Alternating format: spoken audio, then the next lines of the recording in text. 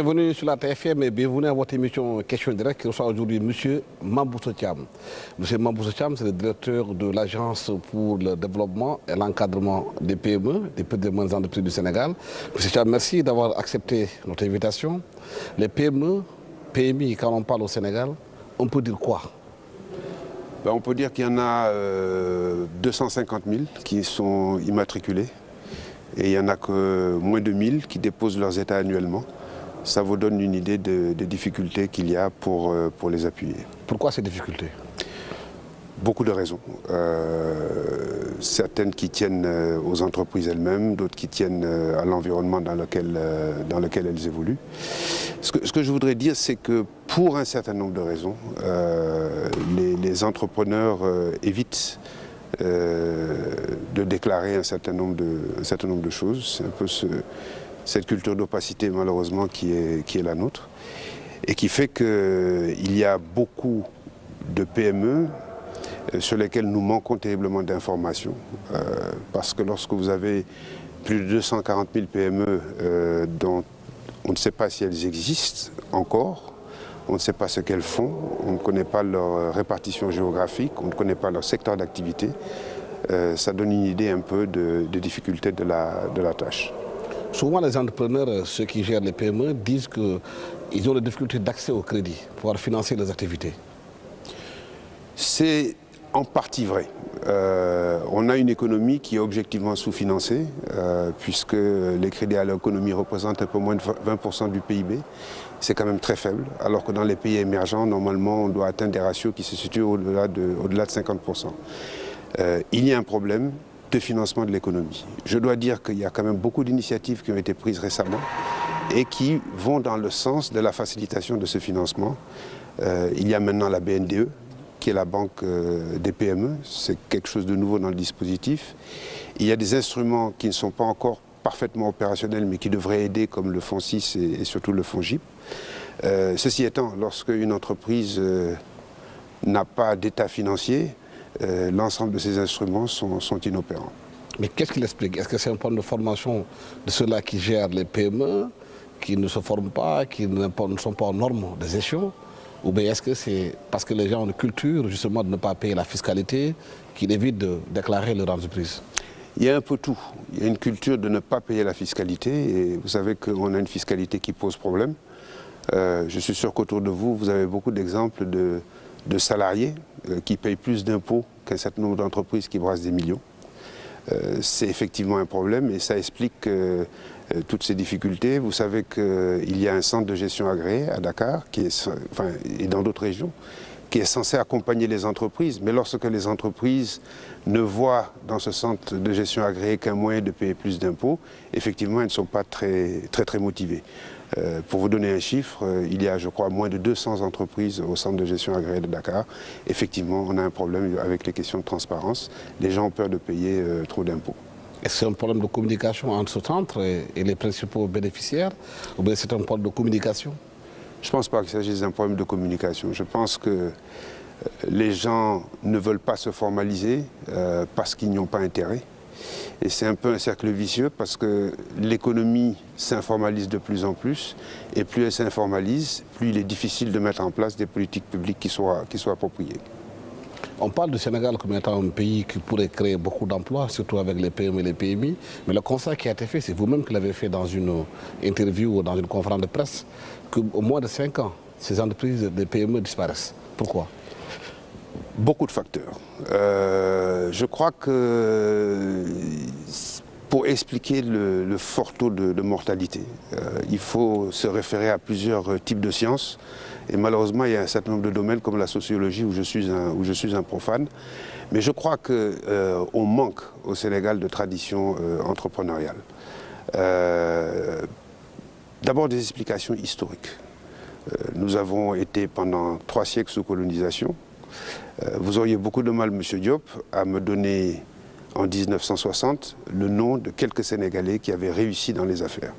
Tout simplement parce que les Sénégalais, le secteur privé local, était exclu très largement des affaires. Les premières fortunes connues au Sénégal, c'est un peu Djily Mbaye, c'est un peu Ndiouga Kébé. Et puis il y a eu ensuite la sécheresse de 1973. Il y a eu les événements entre le Sénégal et la Mauritanie. Et c'est là qu'on a vu un début de remise en cause de l'ordre traditionnel avec, pendant très longtemps, le gros commerce entre les mains des sociétés françaises, qui avait comme relais la communauté libano-syrienne. Et puis au niveau du commerce de détail, il y avait les Mauritaniens. Pendant longtemps, les Sénégalais n'étaient pas dans les affaires. Je crois qu'également, c'était lié peut-être au fait que le président Senghor, pour ne pas le nommer, était plus porté vers la formation des enseignants, des administrateurs civils, et il n'avait pas beaucoup d'appétence, si j'ose dire, pour les gens du secteur privé. Ça, c'est d'un point de vue historique. Il a fallu un peu les événements avec la Mauritanie pour que l'on voit les Sénégalais arriver dans le commerce de détail. Il y a d'autres facteurs qui sont peut-être plus complexes, qui sont à la fois politiques et économiques. Je voudrais rappeler qu'en 1994, nous avons eu, après la dévaluation du franc CFA, on a eu la création de l'UEMOA. Et dans le cas du Sénégal, cela s'est traduit par la mise en place du tarif extérieur commun et une baisse extrêmement importante de la fiscalité, puisqu'on est passé d'un taux de protection de l'économie nationale qui était de l'ordre de 65% à moins de 20%. Vous baissez la fiscalité dans un contexte où votre monnaie est rattachée à l'euro, qui est probablement la monnaie la plus forte du monde. Vous voudriez développer la proportion à importer, que vous ne feriez pas autrement, et c'est ce qui s'est passé parce que les opérateurs économiques s'adaptent à l'environnement dans lequel ils sont. On a développé la proportion à importer. Pour l'année 2012, on a eu 2500 milliards d'importations contre seulement 1100 milliards d'exportations. Ça signifie un déficit de la balance commerciale de 1400 milliards, c'est énorme. Et ce déficit de la balance commerciale, en 2013, s'est aggravé de 300 milliards supplémentaires. On a une tradition qui est une tradition d'importation. Le Sénégal est un pays qui ne produit pas assez. Et ce sont dans les chiffres de la balance commerciale que je vous ai donnés que vous avez une partie de l'explication en ce qui concerne les difficultés dans l'emploi de façon générale. Mais si on fait une comparaison, une sorte de benchmarking avec la sous-région, on voit qu'au Burkina Faso et dans d'autres pays, le secteur des PME se développe, là où le Sénégal chute. Je dois dire que, de façon générale, dans les pays francophones, le développement de la PME endogène n'est pas très impressionnant. Mais pourquoi ? Je vous l'ai dit, il y a des causes historiques. Lorsque vous allez dans les pays anglophones, ce qui existe dans des pays comme le Sénégal, la Côte d'Ivoire, le Burkina est simplement impensable. Parce que vous verrez, dans tous les échelons de l'économie, beaucoup d'opérateurs qui sont des opérateurs ghanéens. Je vous prends un exemple très simple, qui est je crois, assez choquant. Vous avez beaucoup de mal dans Dakar à trouver un restaurant tenu par nos compatriotes.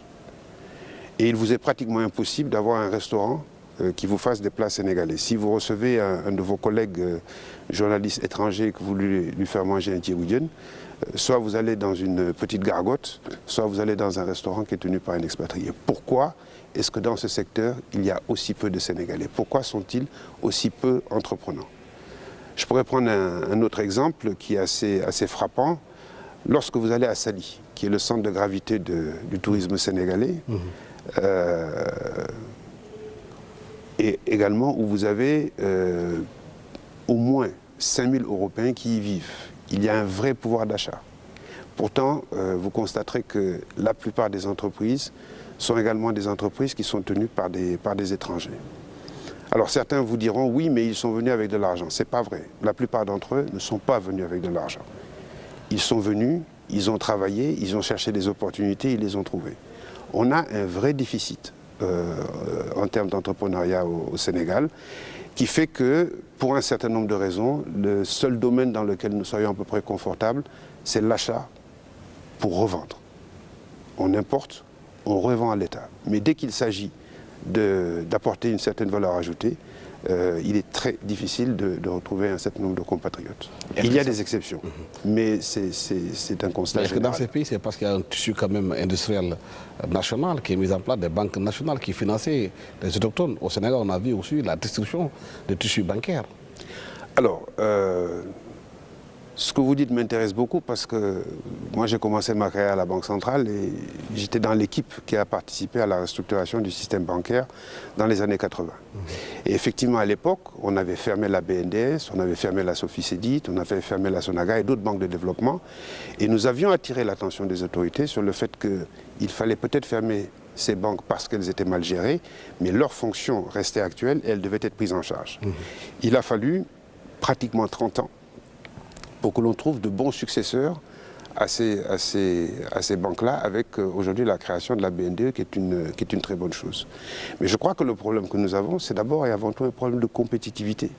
Lorsque vous baissez les droits de douane et que vous avez une monnaie qui est très forte, il est plus simple et moins cher d'acheter à l'extérieur plutôt que de produire localement. Et on se retrouve dans le cas du Sénégal, mais également dans le cas des autres pays de l'UEMOA, dans des situations qui sont parfois aberrantes. Je crois que un des meilleurs exemples que je puisse vous donner, c'est que le Sénégal, par exemple, produit 500 000 tonnes de sel. C'est énorme. Et j'ajoute que dans toute l'Afrique de l'Ouest, il n'y a que 2 pays qui produisent du sel. C'est le Sénégal et le Ghana. En d'autres termes, le marché du sel de la sous-région est un marché qui est quasiment captif. Malgré cela, le Sénégal importe 99% de ses besoins en sel fin. Et les pays dont je vous ai parlé, qui sont à l'intérieur de l'UEMOA, et même des pays comme le Nigeria, importent également du sel fin qui vient de l'extérieur. Mais qu'est-ce qui explique cette situation? Ce qui explique cette situation, c'est qu'il est plus facile, encore une fois, d'importer que de produire localement. Parce que vous avez une monnaie qui est très forte, vous avez des droits de douane qui ont été baissés et on a développé la propension à importer. Mais est-ce que ce n'est pas ça qui repose le débat sur le franc CFA? Certains se demandent, est-ce qu'aujourd'hui, les États africains doivent continuer à avoir des francs CFA? Ou est-ce qu'ils ne doivent pas avoir de propre monnaie? Je pense que le problème, ce n'est pas le franc CFA. Je vous l'ai dit tantôt, moi je suis un ancien de la Banque centrale et je considère que le franc CFA, avoir un institut d'émission commun avec une politique monétaire commune, une politique budgétaire commune, ça fait partie probablement des acquis les plus positifs en termes d'intégration en Afrique de l'Ouest. Ça, il ne faut pas y toucher. En revanche, un franc CFA relié par une parité fixe à l'euro, soyons clairs, c'est quelque chose qui est aujourd'hui totalement anachronique. Il faut revoir le taux de change, c'est ça? Il faut revoir le taux de change. Plus flexible. Il faut que ce soit beaucoup plus flexible, mais il faut garder une monnaie qui soit une monnaie régionale. J'ajoute qu'on aurait grand avantage à intégrer dans ce mouvement des pays justement comme le Ghana, des pays comme la Gambie, des pays comme le Nigeria, la Sierra Leone, le Libéria, parce que ce sont des pays qui fonctionnent autrement. Qu'est-ce qui se passe dans ces pays qui sont des pays à monnaie inconvertible? C'est que la Banque centrale encaisse le produit des exportations, c'est-à-dire des devises. Lorsqu'une banque centrale encaisse 1000, elle ne peut pas dépenser plus de 1000. Et par conséquent, vous avez de facto un système qui limite les importations et qui fait en sorte que vous n'importez que ce qui est strictement nécessaire. Ce que je reproche à notre système, c'est que non seulement on importe beaucoup trop, mais on importe ce dont on n'a pas besoin et on importe ce pourquoi il existe localement des capacités de produire, mais qui sont annihilées par cette concurrence des produits qui viennent de l'étranger. C'est pour ça que je crois que ce qui est important, c'est qu'on arrive à mettre en place un mécanisme où on va faire des choix, parce que très clairement, on ne peut pas continuer à avoir à la fois des recettes douanières et développer dans un certain nombre de secteurs les PME, ce n'est pas possible. Mais la véritable question que les gens se posent aujourd'hui, vous avez parlé de la BNDE, qui est là, des fonds 6 et des fonds GIP. Beaucoup se demandent, est-ce que ce n'est pas des structures concurrentes dans la façon de financer justement les PME et les PMI? Ah non, pas du tout. Pas du tout, parce que la BNDE, sa responsabilité, c'est de mettre en place du crédit bancaire. Quand je prends le cas du fonds GIP, sa responsabilité, c'est d'apporter une garantie. Ça, c'est extrêmement important pour le développement de la PME, qui est toujours confrontée au fait que la plupart du temps, dans nos pays, il y a une insuffisance en termes de fonds propres des PME. Donc ça, c'est quelque chose d'extrêmement important. Parce que le fonds GIP peut intervenir en faisant du capital risque, et ça, c'est nécessaire. D'autant plus qu'il n'y a souvent que dans nos pays qu'on veut faire partir des entreprises de zéro avec du crédit bancaire. Ce n'est pas possible. Dans la plupart des pays qui se développent, des nouvelles entreprises sont financées par l'apport de l'entrepreneur, mais également du capital risque. Et puis, dans le cas toujours du FONGIP, ça va permettre également de bonifier des intérêts dans un contexte où le loyer de l'argent reste quand même cher. Et je crois que si on arrive par le FONGIP à baisser de 2 ou 3 points le crédit bancaire, ça, ce sont de bonnes nouvelles. Il y a aussi les taux d'emprunt qui sont trop chers. Les gens parlent de 14%. Non, 14%, non. Aujourd'hui, il est quand même possible sur la place de Dakar d'emprunter pour des PME à 7-8%, ce qui est déjà très cher. Mais ça pose un problème un peu plus global au niveau du système bancaire. On a quand même un système bancaire qui, dans nos pays, gagne très bien sa vie, peut-être même un peu trop. Mais c'est ça la question que beaucoup de Sénégalais se posent. Il y a beaucoup d'argent liquide. On dit que les finances aujourd'hui au Sénégal, les banques sont sur-liquides, mais elles ne financent pas le développement. Exact, mais c'est lié au fait que même s'il y a beaucoup plus de concurrence, je crois que nous n'avons pas assez de capitaux nationaux dans ce secteur. Je crois qu'il est illusoire de penser que l'on puisse développer un pays avec un système bancaire qui est contrôlé très largement par l'étranger. Je crois qu'il faut être assez clair sur cette question. Et puis, je l'ai dit tout à l'heure, on a quand même un système bancaire qui bénéficie d'un environnement extrêmement favorable. Je voudrais rappeler que 50% du produit net bancaire au Sénégal est constitué de commissions. Ce qui signifie que les banques n'ont pas besoin de beaucoup prêter pour pouvoir gagner de l'argent. Mais ça, ce sont les autorités monétaires qui sont interpellées. Mais la BND qui a été mise en place pour accompagner les petites et moyennes entreprises, c'est une peur que ça devienne une banque commerciale, comme toutes les autres banques. Ah non. Dans sa façon de fonctionner. C'est des Sénégalais qui ont investi, mais qui cherchent des profits aussi. Mais ils cherchent des profits et la PME peut être très profitable. Je crois qu'il ne faut pas systématiquement penser que la PME, ce sont des investissements à perte. Il faut une vraie politique au niveau de la BNDE de sélection des PME. Et nous travaillons beaucoup avec eux parce que c'est notre responsabilité au niveau de la DPME de donner des services non financiers de qualité qui permettent de faire en sorte que la gestion de l'entreprise soit la meilleure possible et de l'accompagner dans la recherche de financement. Donc on a intérêt, nous, à présenter de bons dossiers et éviter que, comme par le passé, la BNDE serve pour les financements politiques. Mais je crois que sur ce plan-là, les autorités ont pris les dispositions qu'il fallait en termes de gouvernance. Est-ce que l'une des difficultés, ce n'est pas aussi que la plupart des PME sont gérées par des gens qui sont dans l'informel, qui ne sont pas allés à l'école, peut-être qui ne connaissent pas les échelons, qui ne comprennent pas peut-être la matière avec laquelle vous écrivez vos documents en français? Je crois qu'il faut qu'on soit clair sur un certain nombre de questions. Lorsque vous avez une entreprise qui existe, qui a des activités, mais qui n'a pas de documents financiers, qui n'a pas de statut juridique, il est excessivement difficile, pour ne pas dire impossible, que vous puissiez prétendre à un crédit bancaire. Et je crois qu'il faut que nous réalisions tous que l'extrême informalisation de notre pays, c'est un danger. Vous ne pouvez pas recourir au système bancaire si vous n'êtes pas capable d'utiliser un certain nombre d'outils. Est-ce que votre rôle aussi n'est pas quelque part d'encadrer ces gens-là qui sont dans l'informel, qui peut-être voudraient bien se formaliser dans une sorte de formation pour qu'ils puissent aussi comprendre les outils? Mais nous, on le fait. On le fait tous les jours. On le fait en français. On le fait également dans les langues nationales. Parce que c'est extrêmement important également d'utiliser les langues nationales pour vulgariser toutes ces formations-là. Pour autant qu'il y ait la volonté. On a au niveau de la DPME un guichet d'information et de formalisation qui est uniquement dédié à l'accompagnement d'un certain nombre de PME qui veulent réintégrer, disons, un système un peu plus classique où il y aura un minimum de visibilité et vous êtes capable de présenter des documents qui sont rassurants et qui sont fiables. Mais lorsque cela n'existe pas, il est excessivement difficile de pouvoir apporter un certain nombre de réponses. Mais l'impression, c'est que la DPME est concentrée en ville, à Dakar. Le Sénégal, ce n'est pas seulement Dakar, il y a des régions qui ont besoin aussi de ces financements, qui ont besoin aussi d'être encadrées. La DPME n'est pratiquement vue et sentie qu'à Dakar. Ah non. Là, on vient de faire 3000 km à l'intérieur du pays. Vous avez des bureaux un peu partout dans toutes les capitales régionales du Sénégal? Une des premières choses que j'ai faites quand je suis arrivé à la DPME, c'est justement de fermer le bureau que nous avions à Thiès. Parce que je ne crois pas à la décentralisation administrative. Je ne crois pas à des mécanismes où vous allez vous installer partout dans le pays, où vous avez des charges de structure qui sont totalement incompatibles avec votre budget et des charges de structure qui sont finalement inefficientes. On est au XXIe siècle. On a un outil extraordinaire qui s'appelle Internet. Au niveau de la DPME, on vient de reprendre totalement notre système d'information et de gestion pour justement le mettre à la disposition de tous les entrepreneurs qui sont à Dakar, qui sont dans la banlieue, mais qui sont également à l'intérieur du pays.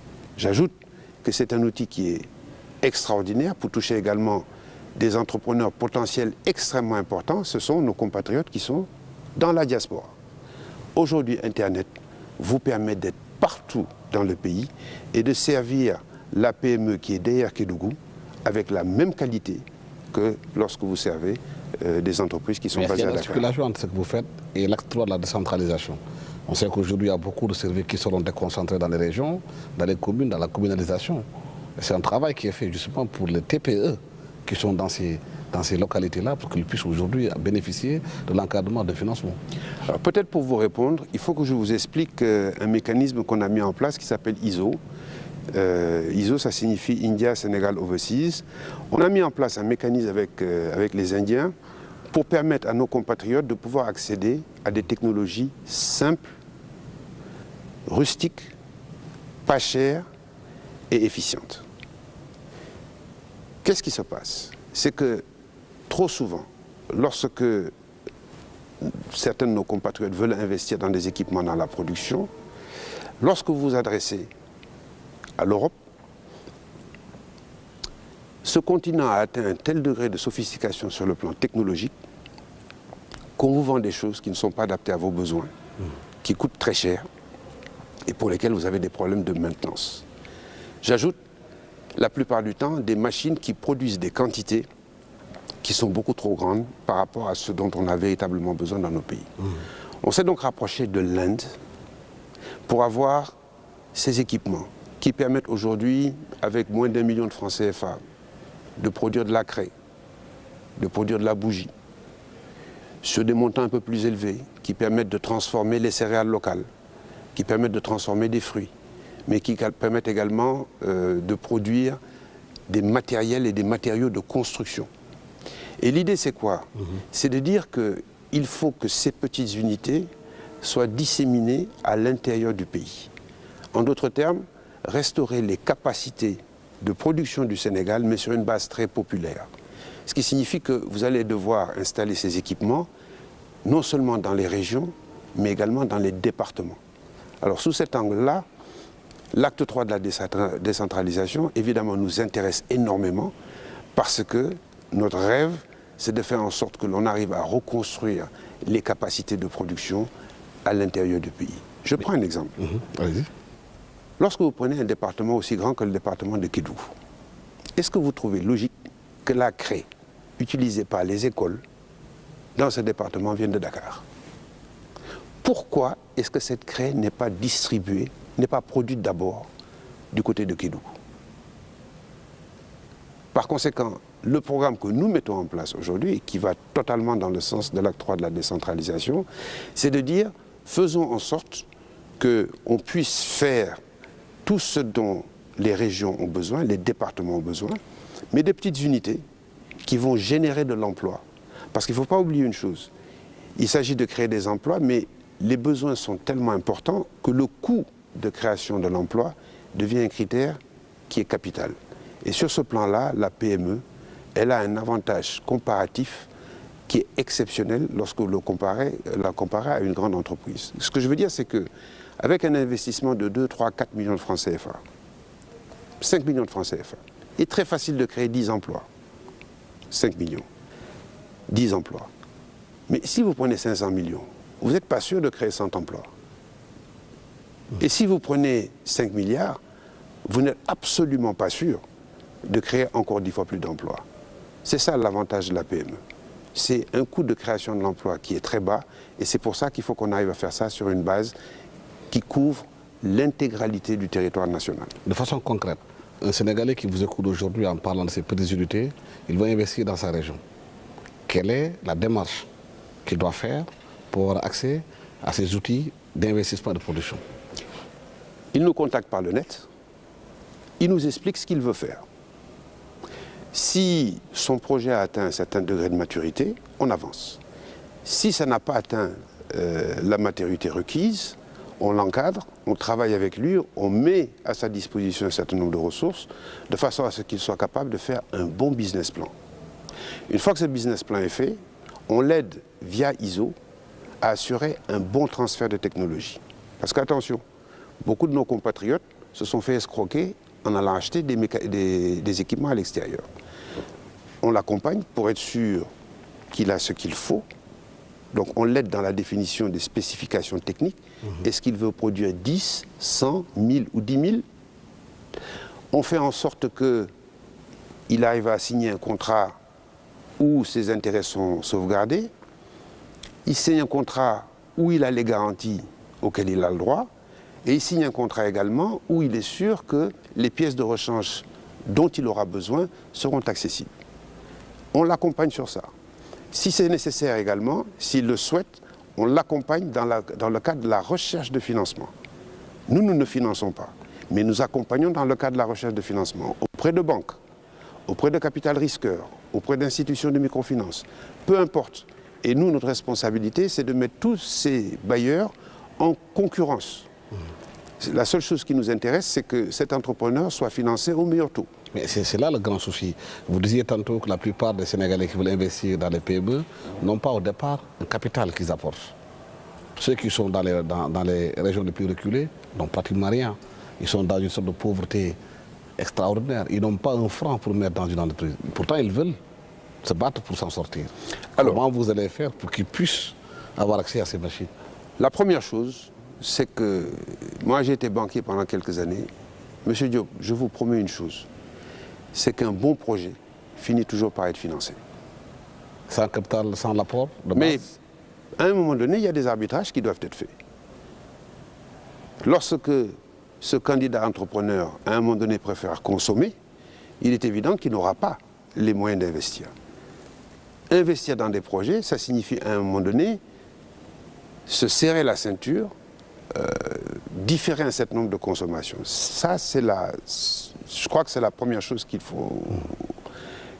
sur laquelle il faut avoir conscience. La deuxième chose, c'est que moi, je le vois dans le cadre de mon travail, on a tellement parlé de milliards dans ces pays-là, que les gens viennent dans votre bureau, vous parlent également de milliards, je crois qu'il faut que les gens arrivent à monter des projets dont ils ont les moyens. Et moi, je peux vous dire que, on va en parler dans le cadre de Connect. Mais est-ce qu'ils sont outillés techniquement pour monter ces projets? Mais lorsque l'entrepreneur a une bonne idée, un entrepreneur, c'est ça, c'est quelqu'un qui a une bonne idée. L'aider sur le plan technique à monter son dossier, on a au niveau de la DPME des équipes qui sont totalement rodées à cela. Il y a des consultants dont c'est le métier. C'est la chose la plus facile finalement de monter un dossier. Ce qui est important, ce qui est difficile, c'est d'avoir quelqu'un qui a une idée qui est originale, quelqu'un qui veut faire quelque chose qui n'a pas encore été fait. Mais ça, on arrive toujours à le faire financer. Les entreprises qui sont déjà là, les PME qui meurent 5 ans après avoir été mises en place, elles dénoncent le fait qu'aujourd'hui, que la commande publique, elles n'ont pas accès à la commande publique au Sénégal.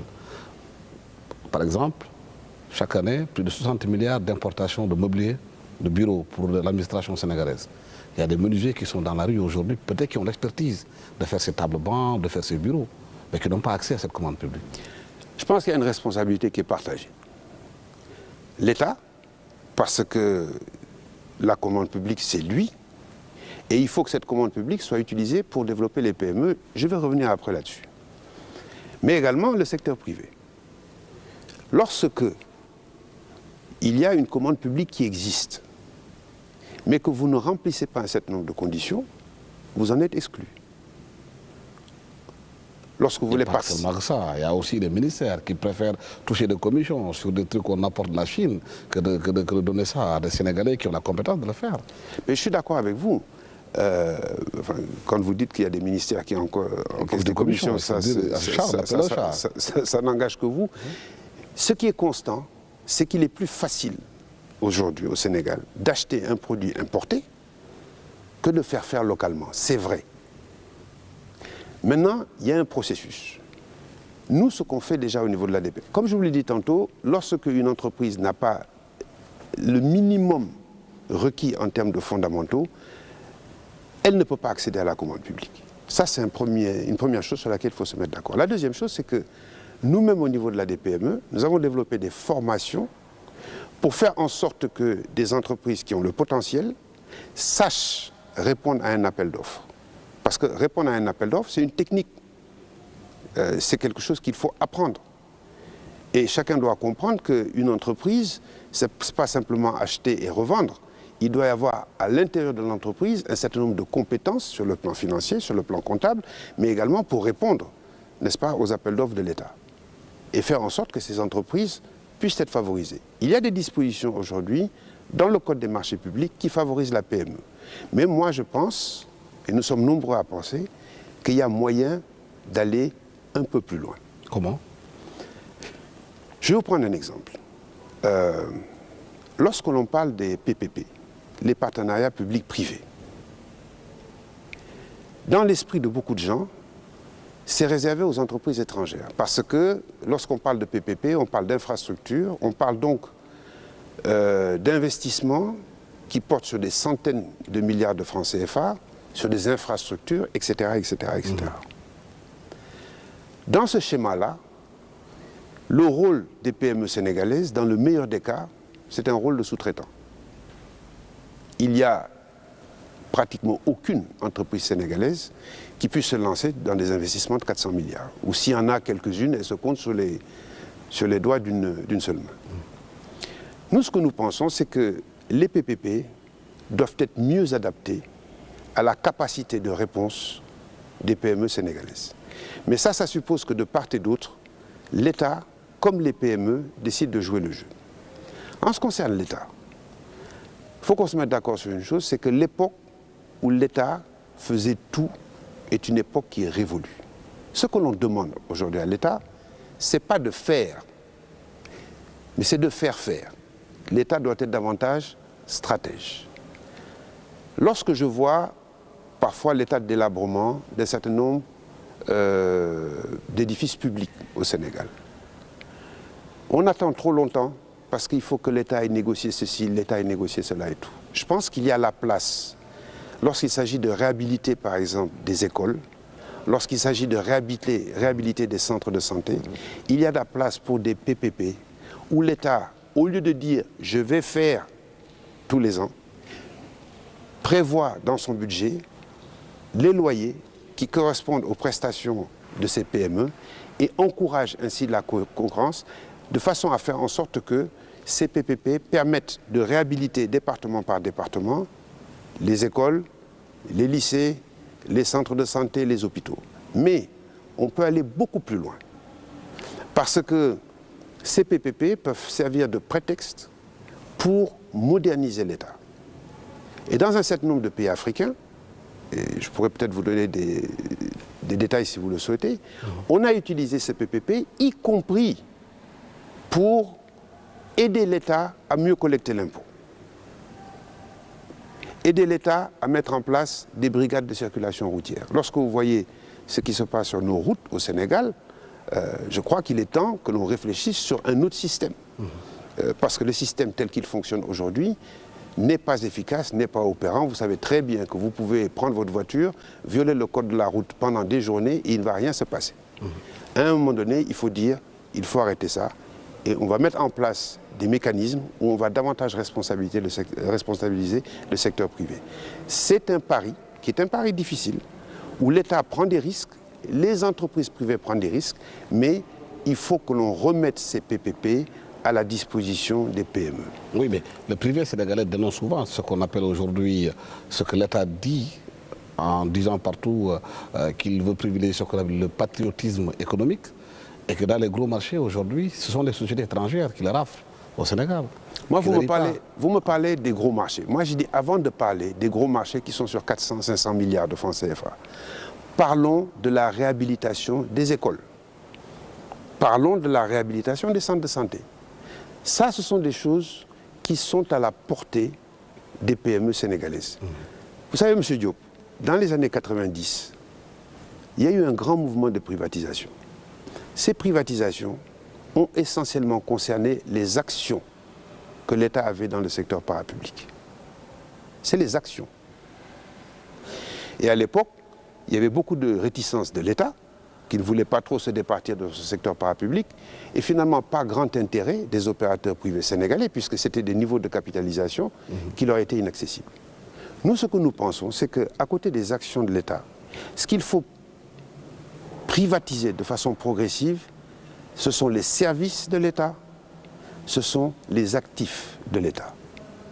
Et ça va nous permettre de pouvoir pousser la commande publique et de développer un certain nombre de PME. Alors, ce que je voudrais dire, c'est que ce que je dis n'est pas original. C'est des choses qui ont été faites dans d'autres pays. Mais le problème, M. Thiam, c'est ça le débat. Au Sénégal, le constat, on l'a fait, hein, de ce qui ne va pas, de ce qu'il faut changer. Mais pourquoi on ne change pas? Pourquoi il n'y a pas l'action? Pourquoi là, quand il faut prendre les choses en main, faire le suivi, il y a un problème? Je crois que c'est une responsabilité qui est collective. Je vous prends un cas. Lorsqu'on parle d'environnement des affaires au Sénégal, la référence, c'est toujours le doing business, qui est un outil qui présente un certain nombre d'avantages. Mais le doing business, il est pensé par rapport à l'investissement direct étranger. Nous, au niveau de la DPME, ce qui nous motive, c'est l'investissement direct des Sénégalais. Et c'est la raison pour laquelle, dans les mois qui viennent, on va déposer sur la table de notre ministre de tutelle, qui, je l'espère, fera monter ça plus haut, au niveau du Premier ministre et du Président de la République, un projet visant à définir un statut particulier de la PME sénégalaise. Justement pour baisser le taux de mortalité que vous avez évoqué et pour faire en sorte que l'on mette des mécanismes par lesquels la PME sénégalaise on aura créé les conditions de sa plus grande émergence. L'État a sa responsabilité, mais le secteur privé également a sa responsabilité. Parce que il y a dans notre secteur privé beaucoup de choses, il y a souvent de la grande qualité. Il y a également que vous avez pas mal d'entrepreneurs qui ont pris l'habitude de gagner de l'argent en étant simplement collés à l'hectare sur des marchés publics et qui ne savent pas gagner de l'argent en dehors d'un certain nombre de privilèges. Je crois que ce qui est important, c'est de remettre tout ça à zéro et de faire en sorte que les chefs d'entreprise qui sont performants arrivent à émerger. C'est la question que beaucoup de Sénégalais se posent. Le privé sénégalais, la plupart d'entre eux vivent des situations de rente. Exact. Et ça, c'est un problème. Pas la plupart d'entre eux. Ça ne finance pas le développement. Pas la plupart du temps, mais effectivement. Mais c'est qu'on est rentier dans notre façon de fonctionner au Sénégal.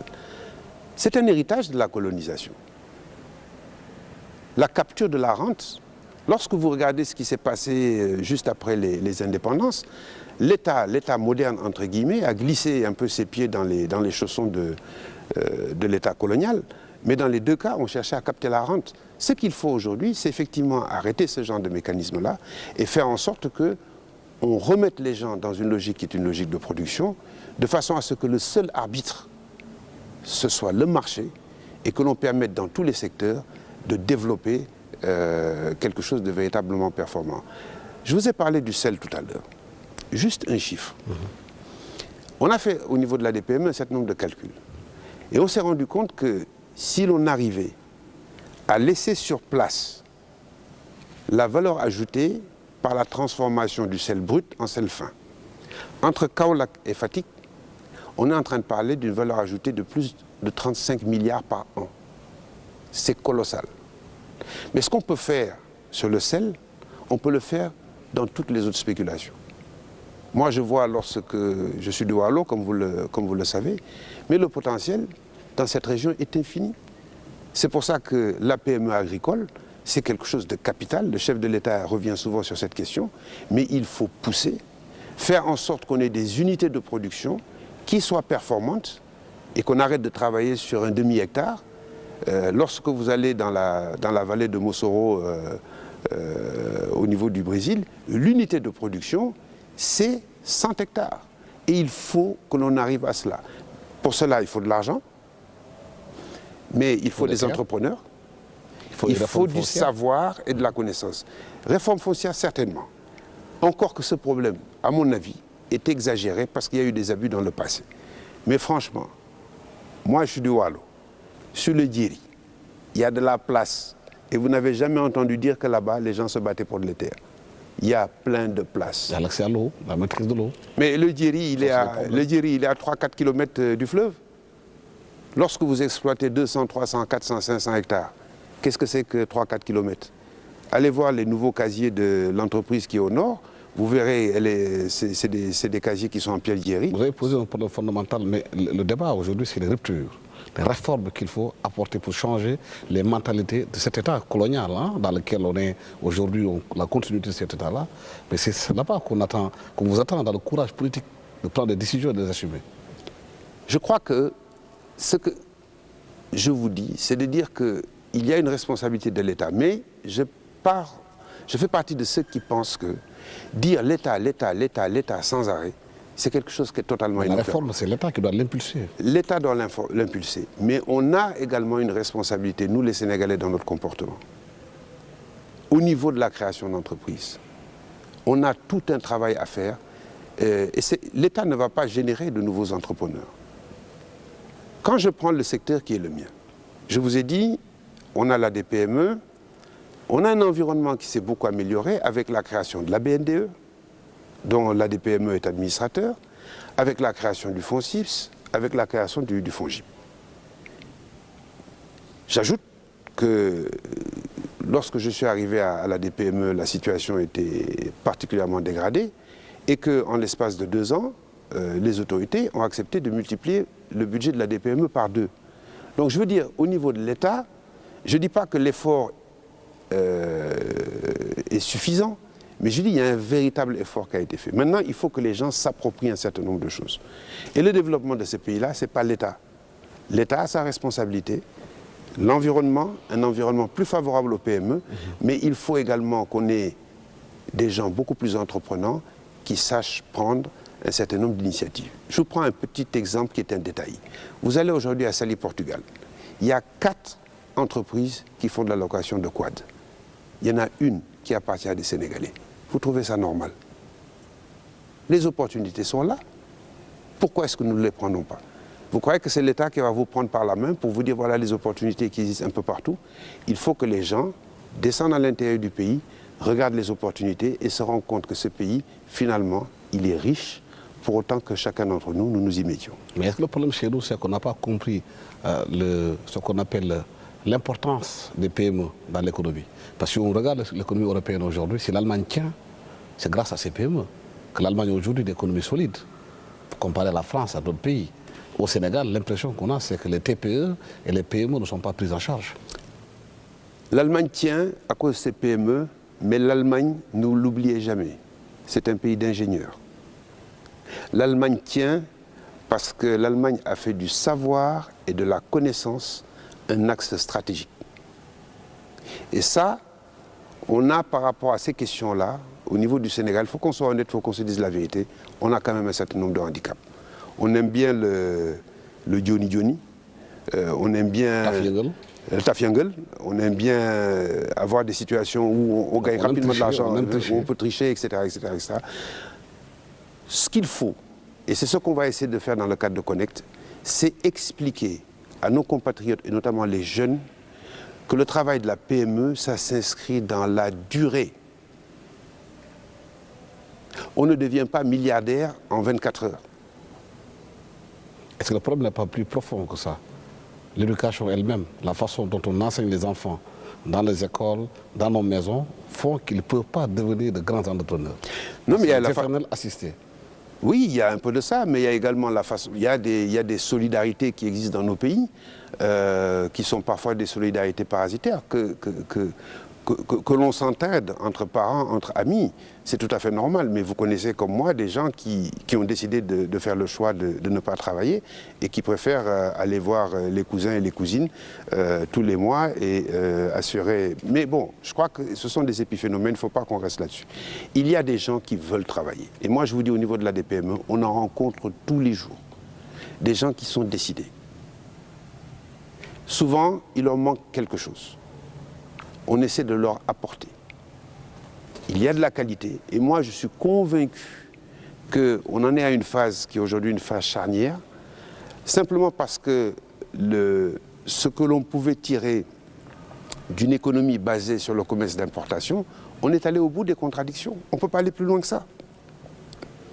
Aujourd'hui, l'avenir pour tous les compatriotes, c'est de se lancer dans la production agricole au sens large, la production industrielle, et faire en sorte qu'on prenne avantage de ce que le bon Dieu nous a donné et qui existe. Est-ce que le gros problème que vous avez, vous, au niveau des PME et des PMI, le travail que vous voulez faire, c'est que vous êtes concurrencé par des entrepreneurs politiques?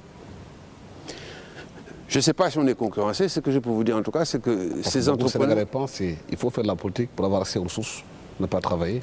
Parce que beaucoup de gens, on a vu beaucoup de gens gagner de l'argent beaucoup trop facilement avec l'État. Là également, c'est un problème de valeur, c'est un problème de ce que vous mettez en avant. Moi, je ne crois pas à cela.